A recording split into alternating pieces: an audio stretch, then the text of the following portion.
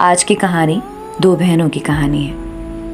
یہ کہانی سنانے کا مقصد صرف یہ ہے کہ آپ سب اپنی آنکھیں کھولیں اور کسی رشتے پر اندھا یقین مت کریں۔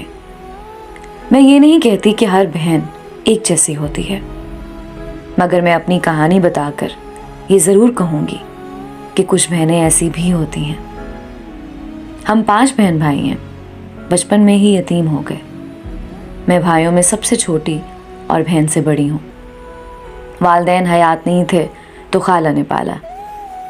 میں بچپن سے ہی اپنی بہن سے بہت مختلف تھی، شکل و صورت ہو یا کردار، کھیل کا میدان ہو یا علمی میدان، احسار و قربانی ہو یا صبر کرنا، سب کا خیال کرنے والی، دکھاوا نہ کرنے والی، اپنی معصومیت اور بھولے پن میں کوئی چالاکی نہ کرنے والی۔ بچپن ہی سے میرے ہر اچھے کام کا کریڈٹ میری بہن لیتی۔ خالہ کی لاڈلی تھی تو ہر بات کی ان کو شکایت لگا دیتی اور مجھے ڈانٹ پڑواتی۔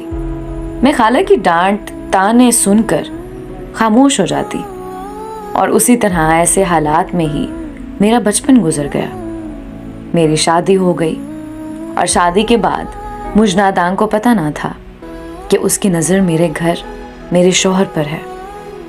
خالہ اور خاندان والوں نے اس کی شادی میرے چھوٹے دیور سے کروا دی۔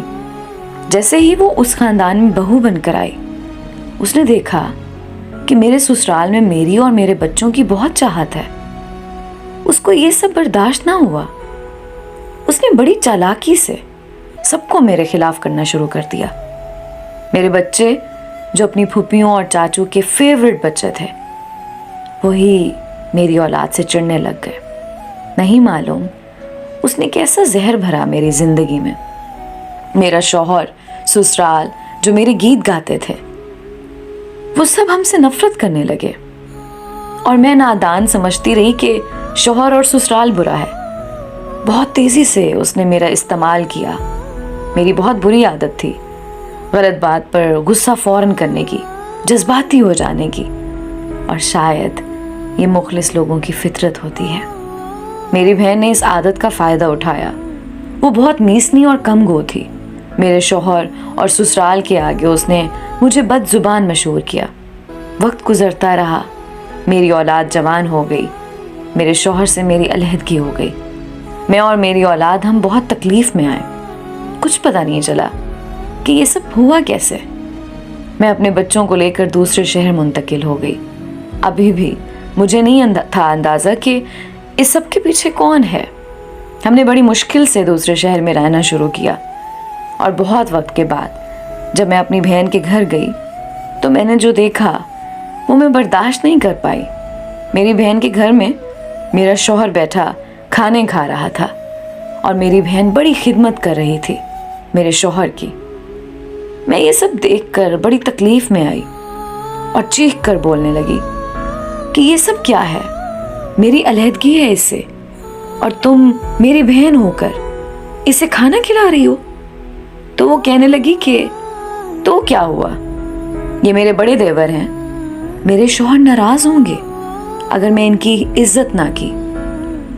میں یہ سن کر بہت زیادہ تکلیف میں آئی، اور وہاں سے غصہ کرتے واپس شہر آ گئی۔